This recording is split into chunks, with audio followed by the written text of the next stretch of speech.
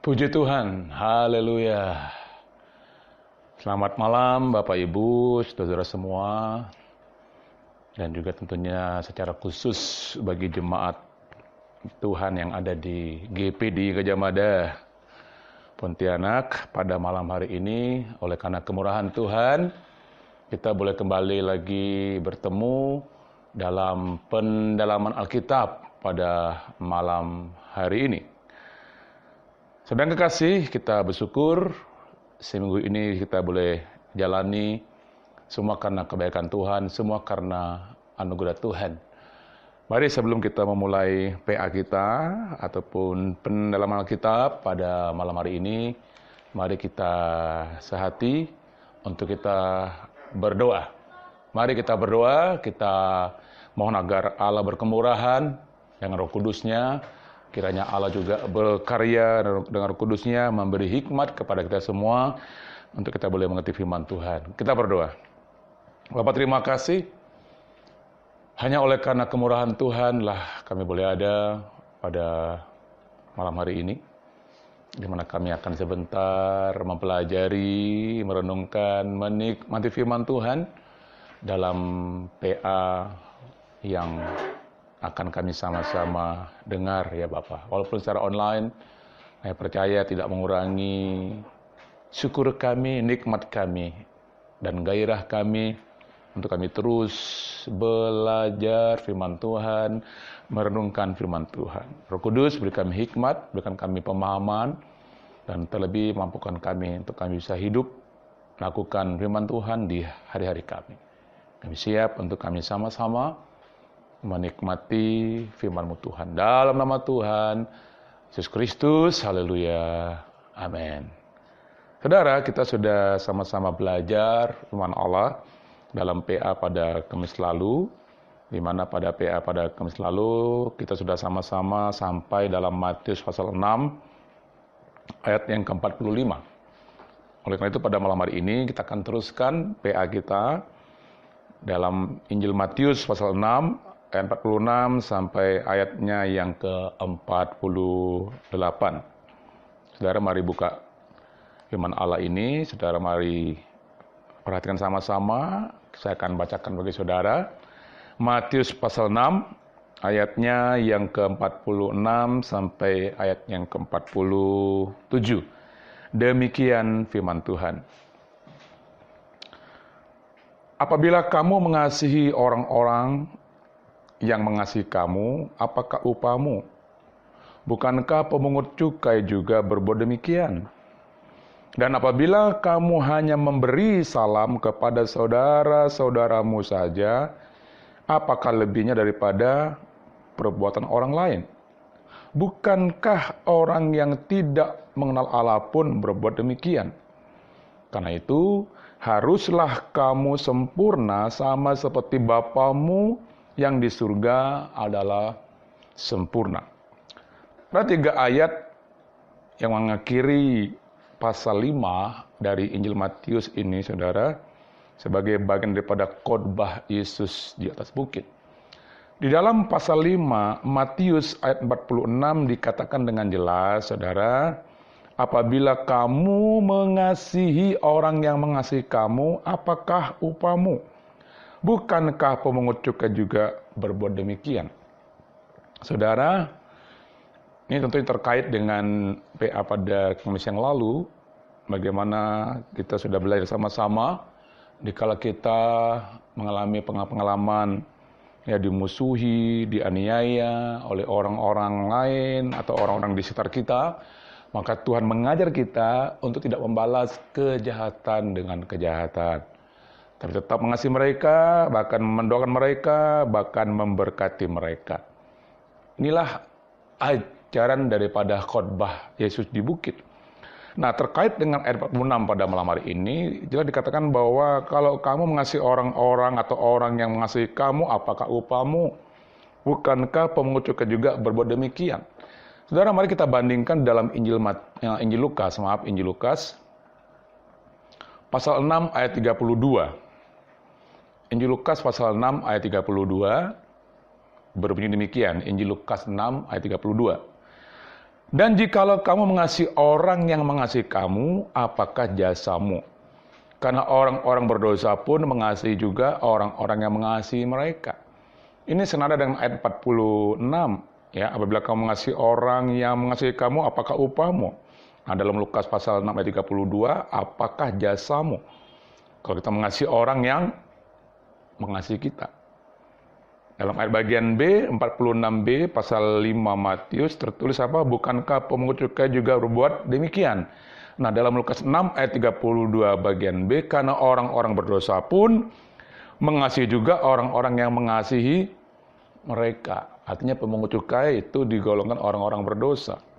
Bicara upah dalam Matius, nah dalam Lukas bicara atau dikatakan jasa. Nah, sekarang mari kita bandingkan lagi ayat yang ke-47 ya, dalam pasal 6 dalam pasal 5 Matius ya, Matius 5 ayatnya yang ke-47. Nanti kita akan bandingkan dengan Lukas 6 ayat 33. Saya akan baca ulang Matius pasal 5 ayat yang ke-47. Dan apabila kamu hanya memberi salam kepada saudara-saudaramu saja, apakah lebihnya daripada perbuatan orang lain? Bukankah orang yang tidak mengenal Allah pun berbuat demikian? Nah, kita bandingkan dengan Lukas 6 ayat yang ke-33. Sebab jikalau kamu berbuat baik kepada orang yang berbuat baik kepada kamu, apakah jasamu? Ya, orang-orang berdosa pun berbuat demikian. Nah, kita bandingkan ayat 47 bagian B, Matius 5, dengan Lukas pasal 6 ayat 33, ya, bahwa orang yang tidak mengenal Allah pun, ya, yang tertulis dalam Matius pasal 5 ayat 47b, nah di dalam Lukas 6 ayat 33 bagian B, orang-orang berdosa pun berbuat demikian. Artinya, bicara pemungut cukai, ya, itu dalam Lukas itu dikatakan sebagai orang-orang berdosa. Nah, dalam Matius pasal 5 ayat 47b bicara orang tidak mengenal Allah pun, nah dalam Lukas 6 ayat 33b itu tertulis orang-orang berdosa pun berbuat demikian. Nah, jadi jelas sekali saudara kasih bahwa kita tidak mau kehidupan kita sama seperti orang-orang berdosa, sama dengan pemungut cukai, sama dengan orang-orang yang tidak mengenal Allah. Menurut Matius pasal 5 ayat 46-47 dan Lukas 6 ayat 32 dan 33. Nah, lebih jauh saya akan jelaskan Bapak Ibu sekalian, ya. Kembali kepada ayat 46, ini bicara tentang hal upah atau jasa dalam Lukas pasal yang ke-6. Dalam Matius pasal 5 ayat 46 bagian A dikatakan, apabila kamu mengasihi orang-orang atau orang yang mengasihi kamu, apakah upahmu? Dalam dalam Lukas pasal 6 ayat 32. Dan jikalau kamu mengasihi orang yang mengasihi kamu, apakah jasamu? Nah, bicara upah, bicara jasa, mari kita lihat apa yang ditulis oleh Rasul Paulus kepada umat Tuhan di kota Kolose. Mari kita lihat dalam Kolose pasalnya yang ketiga, ya, Kolose 3 ayat 23 dan ayatnya yang ke-24. Kolose 3 ayat 23 dan 24, ini ayat yang sering saya sampaikan, mungkin kita juga sering membaca, sering mendengar. Di dalam Kolose 3 ayat 23 sampai 24 ini terkait dengan kata-kata upah ataupun jasa. Terkait dengan bagaimana kita mengasihi orang yang tidak bisa mengasihi kita, mengasihi orang yang membenci kita, atau mengasihi orang yang berbuat jahat kepada kita. Apa upahnya? Apa jasanya? Ya, mari kita lihat dalam Kolose 3 ayat 23 sampai 24. Demikian firman Tuhan. Apapun juga yang kamu perbuat, perbuatlah dengan segenap hatimu seperti untuk Tuhan dan bukan untuk manusia. Nah, 24 pasal 3 Kolose, kamu tahu bahwa dari Tuhanlah kamu akan menerima bagian yang ditentukan bagimu sebagai upah. Nah, ini semakin jelas ya, upah atau jasa, berkat Tuhan, balasan Tuhan. Jika kita berbuat baik kepada orang-orang jahat, bahkan orang-orang yang telah membenci kita, yang telah mengenai kita, mengasihi mereka, mendoakan mereka, memberkati mereka, maka Tuhan menjanjikan upah, jasa, berkat, balasan yang luar biasa.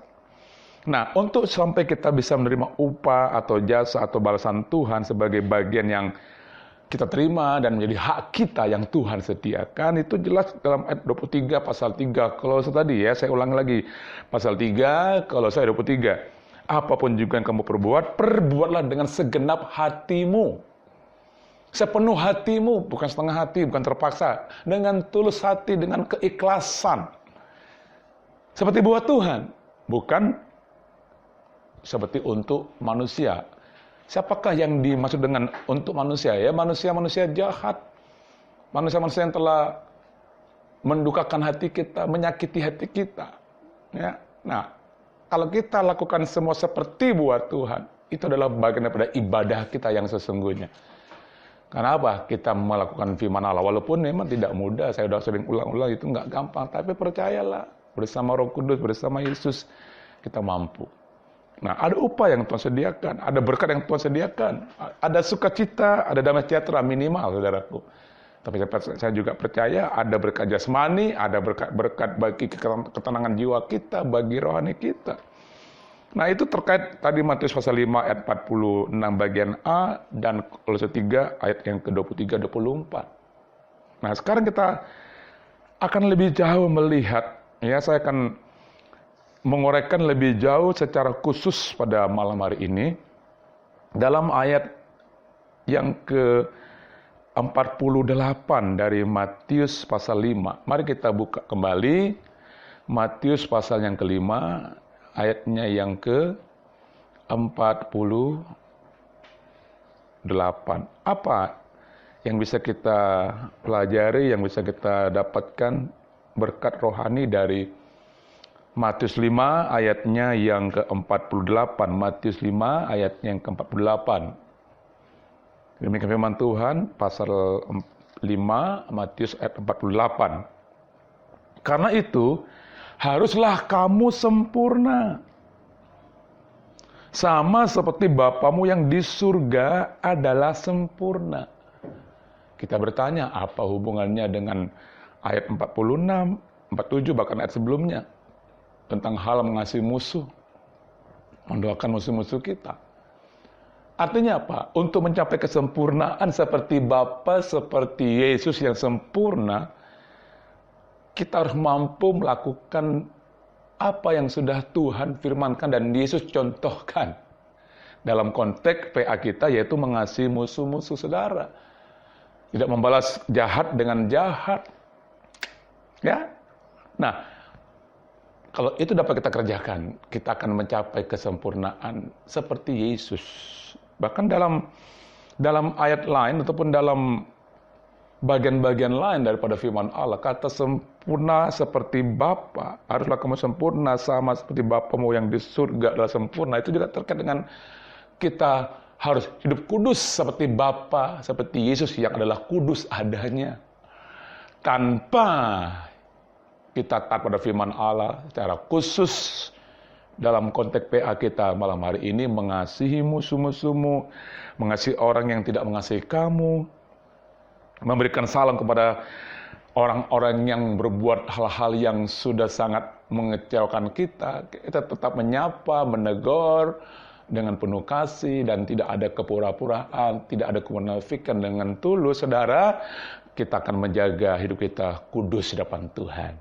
Nah itu, mari kita lihat ini tentang sempurna seperti Bapa. Dalam pengertian lain adalah kita harus kudus seperti Bapa di surga, seperti Allah Tuhan kita Yesus Kristus. Ya, mari kita buka dalam Imamat pasalnya ke-19. Imamat pasal 19, satu ayat saja, ayat yang kedua. Imamat pasal 19 ayatnya yang kedua, tentang sempurna. Itu terkait dengan hidup kudus, ya. Saudara, kalau mendengar kata kudus, jangan takut dulu, saudara. Sepertinya satu yang susah untuk digapai. Enggak ada yang susah. Tapi kalau Roh Kudus ada pada kita, yakin Roh Kudus akan memampukan kita untuk hidup kudus, bahkan sempurna sama seperti Yesus. Mari saudara, Kita sudah masuk masa-masa prapaskah, masuk dalam waktu-waktu sebelum peristiwa kenaikan Yesus, dan setelah Yesus naik ke surga, maka 10 hari kemudian setelah dia naik ke surga, Roh Kudus turun atas orang-orang percaya yang setia menantikan janji Bapa. Terkait, ya, mari hari-hari ini, hari-hari masa-masa di mana kita telah memperingati kebangkitan Yesus, dan sebentar, sekitar ya mungkin 30 hari lebih lagi, saudara, tepat 40 hari setelah kebangkitan Yesus, kita akan masuk dalam perayaan kenaikan Isa Al-Masih. Nah, 10 hari kemudian setelah kenaikan Yesus atau Isa Al-Masih, kita akan merayakan Hari Raya Pentakosta. Mari kita buka dalam Imamat 19 ayatnya yang kedua. Imamat 19 ayat yang kedua. Berbicaralah kepada segenap jemaah Israel dan katakan kepada mereka, kuduslah kamu. Aku Tuhan Allahmu kudus. Kuduslah kamu sebab aku Tuhan adalah Allahmu yang kudus. Kudus, suci, mulia, sempurna. Seperti Allah, seperti Yesus. Seperti Yesus, seperti Yesus. Itu saja yang kuminta. Saudara, untuk mencapai proses kekudusan, tentunya kita harus siap mengalami hal-hal yang namanya dimurnikan, saudara. Dimurnikan, ya, dibersihkan, ya. Seperti emas, saudaraku, emas yang fana itu, ya, dari butir-butir emas yang diperoleh dari hasil tambang atau mungkin menggali bukit-bukit batu atau mendulang emas di dasar sungai. Nah, untuk menjadikan emas yang siap untuk dijual dan menjadi emas yang mulia, maka emas itu harus masuk dalam proses dapur pembakaran, dapur pemurnian. Saudara, ini bicara apa? Bicara penderitaan. Proses yang harus kita alami, ya. Firman Allah itu betul-betul membersihkan kita. Ranting yang sudah berbuah dibersihkannya supaya semakin banyak berbuah. Saya kira saudara sudah sering mendengar uraian firman Allah yang terkait dengan proses pemurnian, pembersihan, penyucian untuk mencapai tahap hidup yang kudus, yang berkenan kepada Allah, bahkan sama sempurna seperti Bapa di surga. Nah, jadi kata sempurna dalam Matius pasal yang kelima ayat 48 ini itu bicara tentang kudus. Haruslah kamu sempurna, haruslah kamu kudus. Kok dalam pengertian ayat lain, sama seperti Bapamu yang di surga adalah sempurna, kudus. Ya, serupa dengan Kristus, serupa dengan Yesus, serupa dengan Bapa di surga. Anak harus serupa dengan Bapa. Jangan mengaku-ngaku anak Bapa tapi hidup kita nggak serupa Bapa. Karakter kita nggak serupa Bapa. Jangan kita ngaku anak Yesus, pengikut Yesus, tapi kita punya hidup nggak serupa dengan Yesus. Wah, ya itu nggak akan masuk hitungan Allah, saudara. Nah, untuk itulah saudara kasih, untuk mencapai tahap sempurna, ya tahap sempurna, maka Allah pun mengerjakan kehidupan kita. Kita coba lihat di dalam Yakobus, saudara. Yakobus ya. Mari kita buka Yakobus pasal yang pertama. Yakobus sebelum Petrus, ya. Yakobus 1 kita buka ayatnya yang ke-2 sampai ke-4. Ya. Mari saudara tetap memberikan perhatian yang penuh ya kepada firman Allah dalam Yakobus pasalnya yang ke-1 atau pertama, ayat yang kedua sampai ayat yang ke-4. Demikian firman Tuhan. Saudara-saudaraku, anggaplah sebagai suatu kebahagiaan apabila kamu jatuh ke dalam berbagai-bagai pencobaan. Sebab kamu tahu bahwa ujian terhadap imanmu itu menghasilkan ketekunan. Yang keempat, dan biarkanlah ketekunan itu memperoleh buah yang matang supaya kamu menjadi sempurna. Saya ulang lagi, ayat keempat. Yakobus 1, menjadi sempurna dan utuh dan tak kekurangan suatu apapun. Jadi untuk proses sempurna, kudus seperti Bapa, seperti Yesus, Allah izinkan kita alami berbagai pencobaan-pencobaan. Saudara perhatikan baik-baik ayat 2. Ini penting, ini poin penting sebelum saya masuk pada bagian-bagian akhir malam hari ini. Ayat 2. Saudara-saudaraku, anggaplah sebagai suatu kebahagiaan apabila kamu jatuh ke dalam berbagai-bagai pencobaan. Berbagai pencobaan yang memang Tuhan izinkan. Kata Yakobus, berbahagia. Kok bahagia bagaimana? Anggaplah sebagai suatu kebahagiaan. Anggaplah itu semua pencobaan yang Tuhan izinkan sebagai suatu kebahagiaan. Kenapa? Bahagia pada akhirnya, happy ending. Walaupun prosesnya sakit. Ketika Bapa di surga mengizinkan pencobaan-pencobaan bagi anak-anak Bapa yang dikasihinya.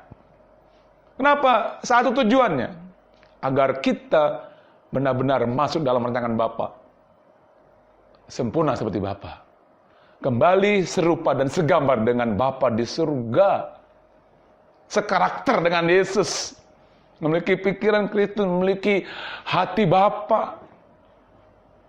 Saudara, semakin jelas firman Allah hari-hari ini, baik dalam ibadah-ibadah minggu ya, acara online juga PA kita.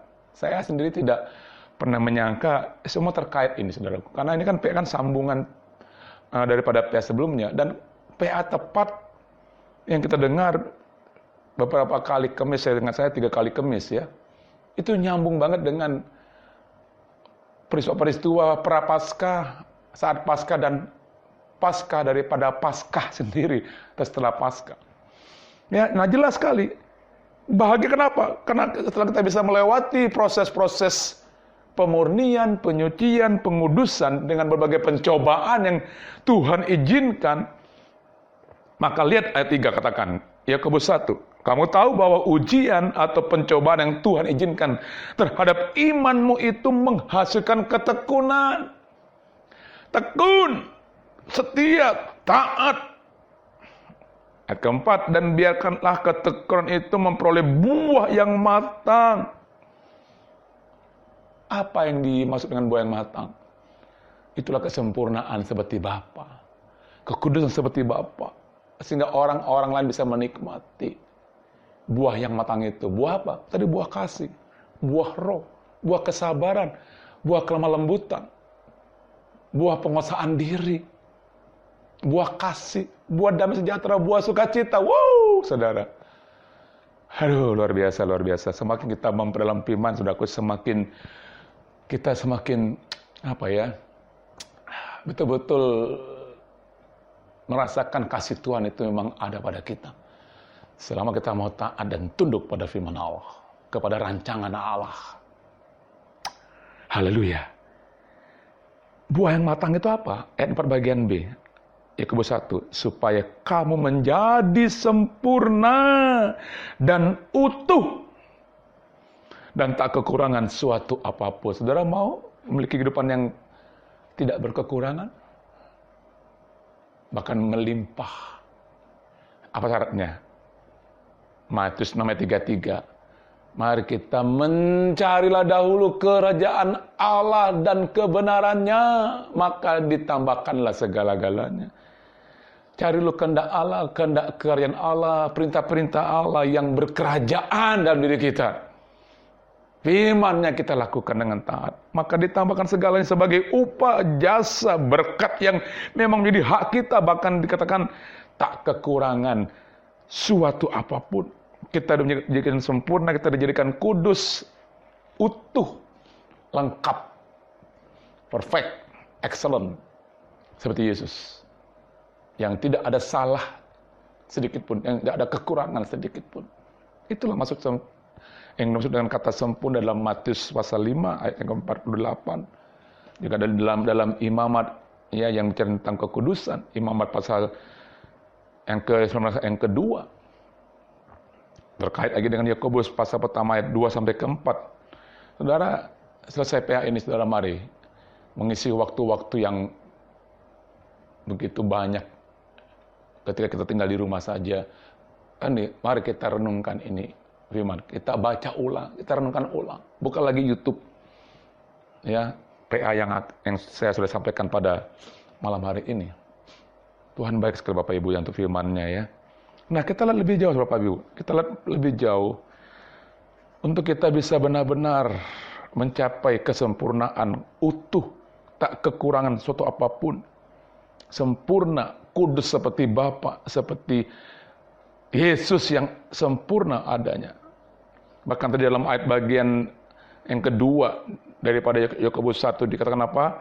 Anggaplah sebagai suatu kebahagiaan apabila kamu jatuh ke dalam berbagai pencobaan. Mari kita coba kaitkan ya dengan 1 Petrus ya pasal yang pertama ayat ke-6 sampai ke-7. Ya. 1 Petrus pasal pertama ayat ke-6 sampai ke-7. 1 Petrus pasal pertama ayat 6 sampai 7. Sudah ketemu? Ya, amin. Mari saya akan bacakan 1 Petrus pertama ayat ke-6 dan 7. Bergembiralah, ya 1 Petrus pertama ayat 6 dan 7. Bergembiralah akan hal itu. Sekalipun sekarang ini kamu seketika harus berduka cita oleh berbagai-bagai pencobaan. Ayat 7, mari perhatikan baik-baik, baca baik-baik. Maksud semuanya itu ialah untuk membuktikan kemurnian imanmu yang jauh lebih tinggi nilainya daripada emas yang fana, yang diuji kemurniannya dengan api.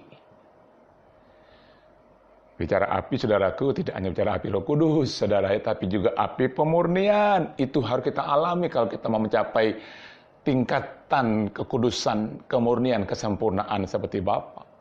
Seperti Yesus yang sudah mengalami hal itu ketika dia masuk dalam proses salib.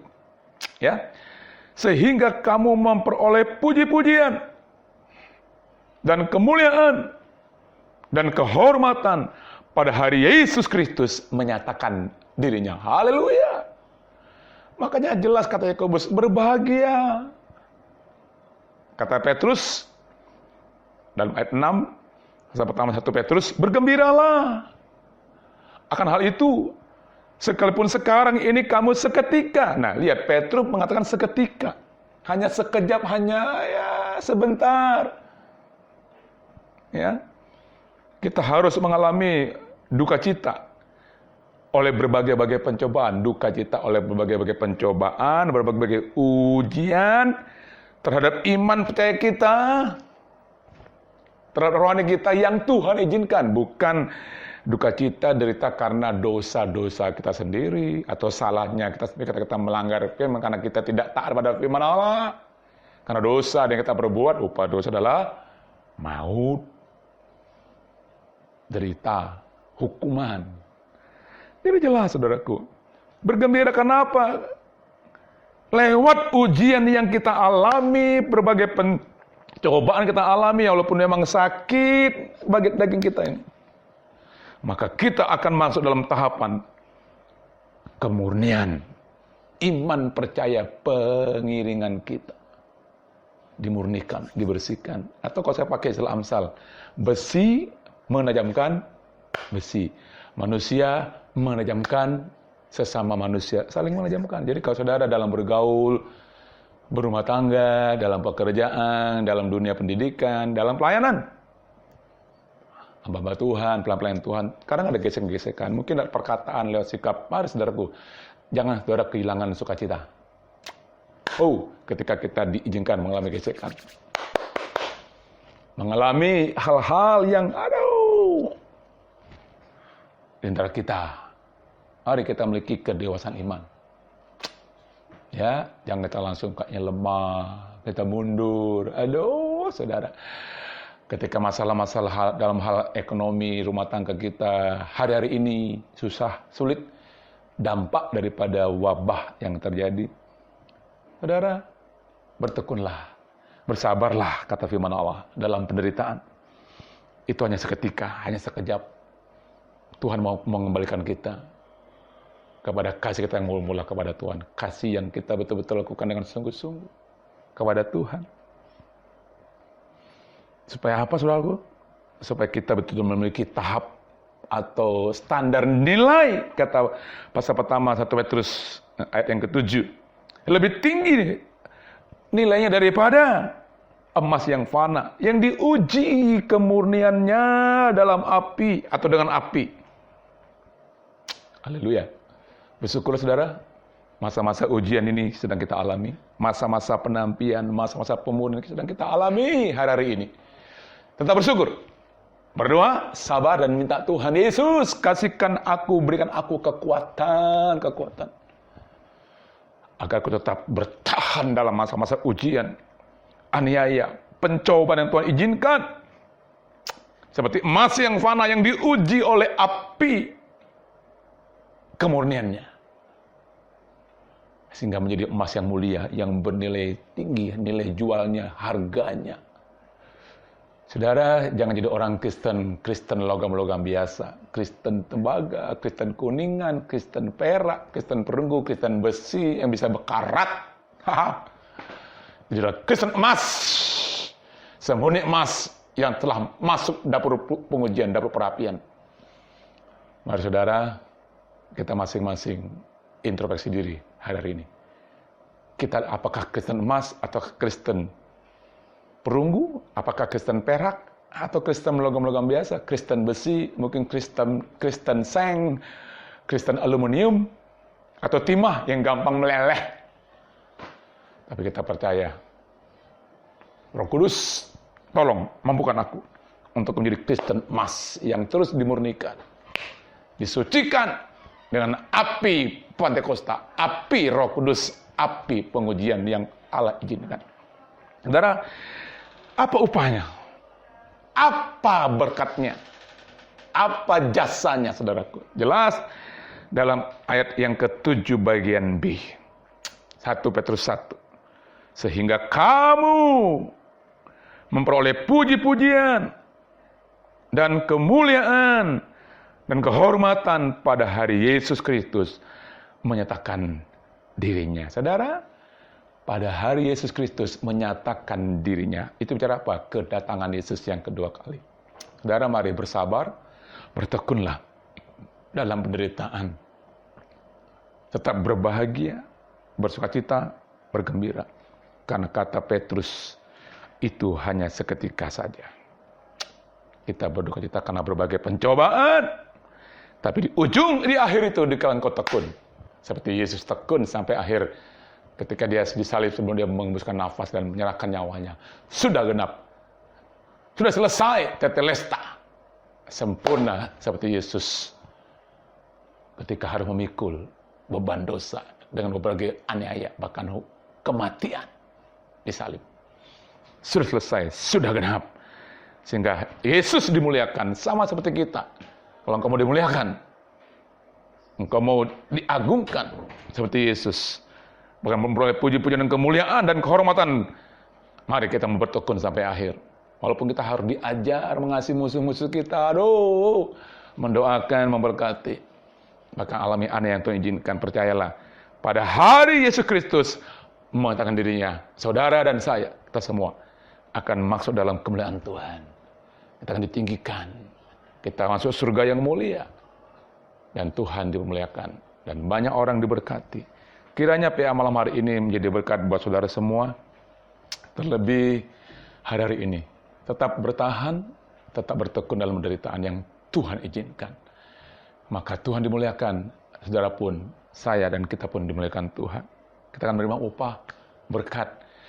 Yang paling penting, damai sejahtera Allah tetap ada pada kita. Dan kita boleh menikmati sukacita besar. Sehingga kita bisa berkata, kerajaan datanglah, kehendakmu jadilah di bumi seperti di surga. Bicara kerajaan Allah, ulang-ulang saya katakan, bukan bicara makan minum, tapi bicara kebenaran. Kita hidup benar seperti firman Allah, sehingga membawa damai sejahtera dan sukacita ilahi sampai Tuhan Yesus datang yang kedua kalinya. Puji Tuhan, kiranya PA malam hari ini menjadi berkat bagi saudara semua yang betul-betul membuka hati bagi firman Allah, membuka hati bagi Roh Kudus dan kasih Tuhan Yesus. Saudara, tetap kuat, tetap tekun, tetap teguh sampai Tuhan datang. Haleluya. Mari kita berdoa. Bapak, terima kasih untuk PA malam hari ini, walaupun kami harus nikmati secara online dalam waktu yang singkat. Kami percaya setiap kali kami membuka hati bagi firman Allah dan mengizinkan Roh Kudus mengerjakan hati kami, menggemburkan hati kami yakin Tuhan, firman itu akan bertumbuh, bertunas, bercabang, berdaun, berbunga, berbuah, untuk menjadi berkat, berdampak bagi banyak orang, dan Tuhan dimuliakan. Pengalaman kematian Yesus bagikan benih yang mati, tapi dia bertumbuh, dia hidup, dan menghidupkan orang lain. Itulah juga yang harus kami alami, proses dalam kami iring Tuhan Yesus. Kami matikan daging kami Tuhan, agar Yesus hidup dalam diri kami, dan menghidupkan banyak orang lain, baik di tengah-tengah keluarga, di tengah masyarakat, di tengah pekerjaan, di tengah pendidikan, di tengah gereja, bahkan dimanapun kami hadir, kami menghadirkan kerajaan Allah yang penuh kasih, yang penuh kesabaran, yang penuh ketekunan, yang penuh dengan sukacita, damai sejahtera, yang penuh dengan kebenaran. Karena kami adalah anak-anak Allah, anak-anak kebenaran, anak-anak Yesus. Bapak, terima kasih untuk yang malam hari ini. Tolong kami, Pak, umat-Mu, untuk menapa hari ke depan, di tengah-tengah kondisi yang kami harus alami, derita, kesakitan, siksaan. Kami tetap bisa bersyukur, bersukacita. Karena Roh Kudus ada pada kami, karena firman Allah ada pada kami. Kami mau hidup seturut akan firman Allah, dipenuhkan dengan kasih Yesus. Roh Allah yang menggembleng kami, firman Allah yang mendidik kami, memperbaiki kelakuan kami, dan mendesakan kami, agar pada akhirnya kami dimuliakan oleh Tuhan. Kehormatan kami nikmati, dan kami dapati dalam kondisi yang amat baik, sempurna seperti Yesus ketika datang yang kedua kalinya, untuk kami masuk dalam kemuliaan Tuhan sampai selama-lamanya. Terimalah berkat daripada Allah Bapa, dan kasih daripada Yesus Kristus, dan persekutuan Roh Kudus mulai malam hari ini, dan kiranya berkat jasmani rohani, berkat damai sejahtera, dan kesukaan surga melimpahlah atas kita semua.